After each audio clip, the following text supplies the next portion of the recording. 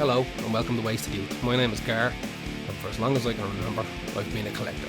I've collected everything: comic books, action figures, statues, vinyl, records, cassettes, stickers, cards, games, video games, DVDs, Blu-rays, VHS tapes, you name it.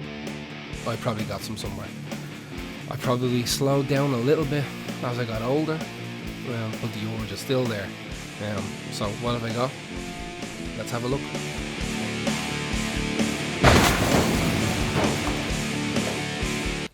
Welcome to Wasted Youth. I'm Gar.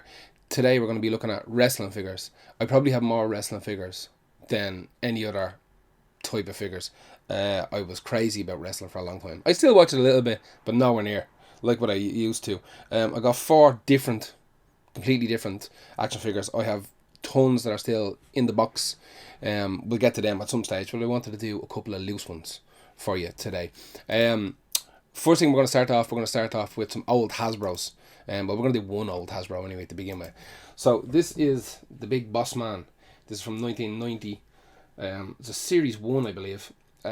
Most of these Series 1s had some sort of little gimmick. So his is just a general slam, spring lever kind of slam.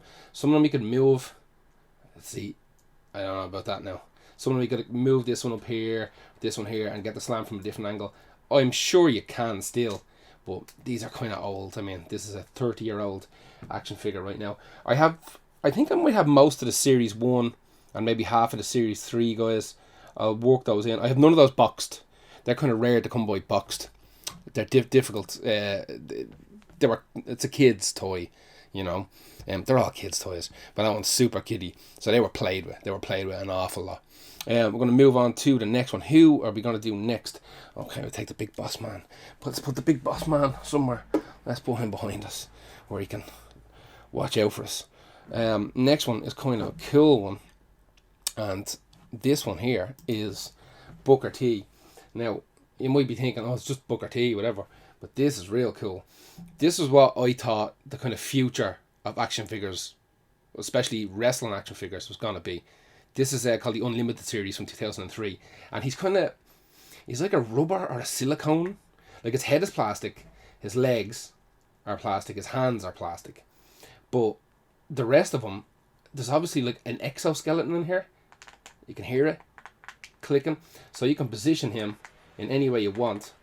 Like his head moves, it's on a swivel. His neck moves. His torso moves. Like you can twist them, click them. You can hear it clicking every time. But I honestly thought that this was going to be like, it just makes sense, doesn't it? Like it's more realistic. You can pose him literally any direction. Like it's like some sort of artist's tool. Bar the bottom is kind of buckety and his legs are very big. But the problem with these guys that I found is that this is 2003.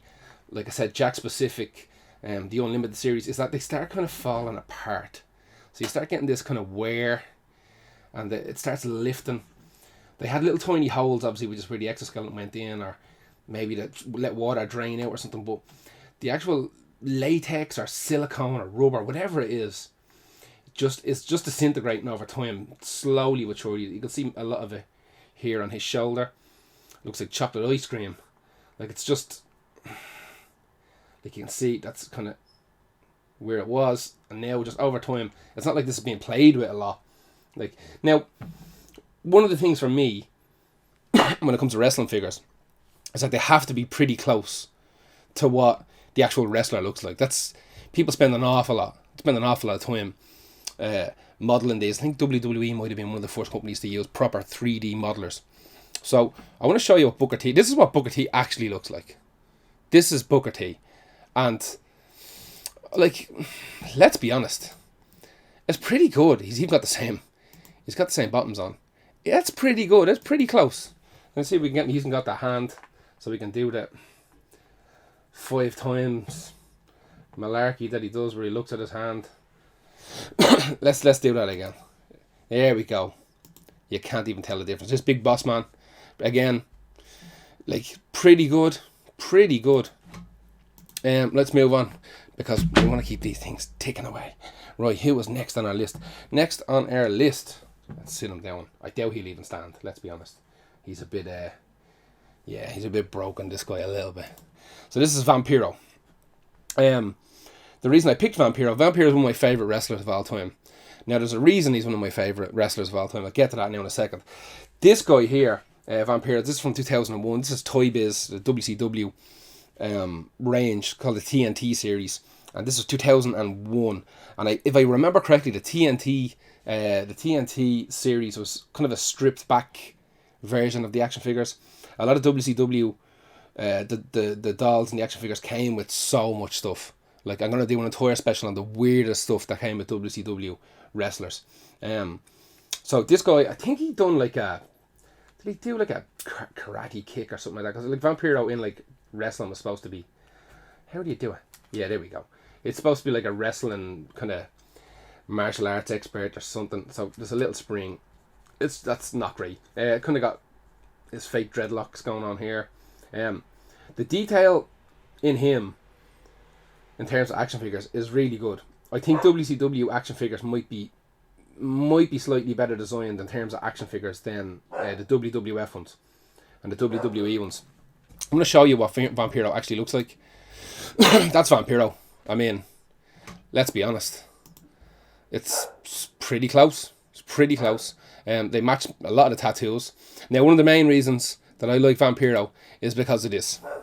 Okay, we done an entire episode on Misfits toys. This is Vampiro with the Misfits. He invited WCW, invited the Misfits into WCW, and that's what you ended up with.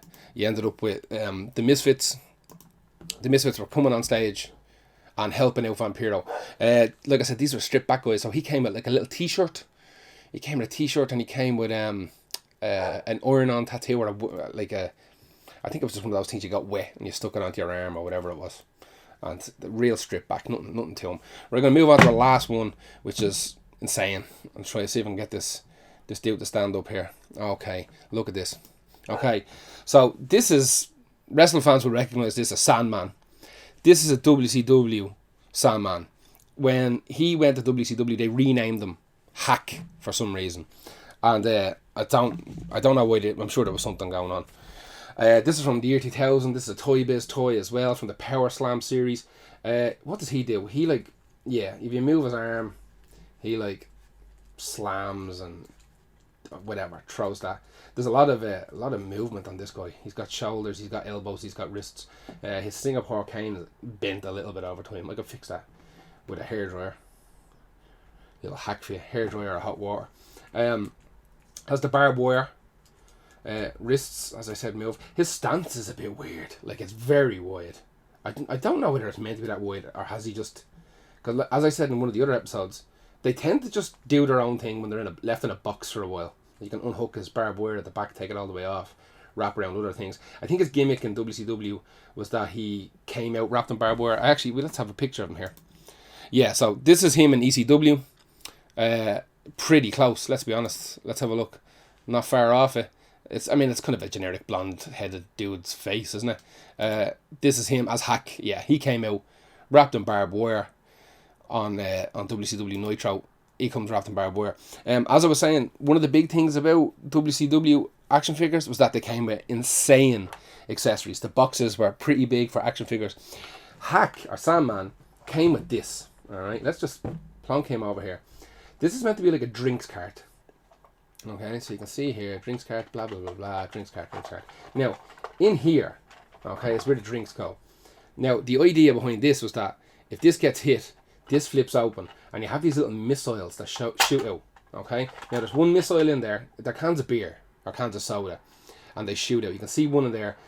I put that in there by accident, literally 10 minutes ago. They have this weird kind of spring, foil paper spring inside them. So the whole idea, when you hit this, I think they're supposed to burst out.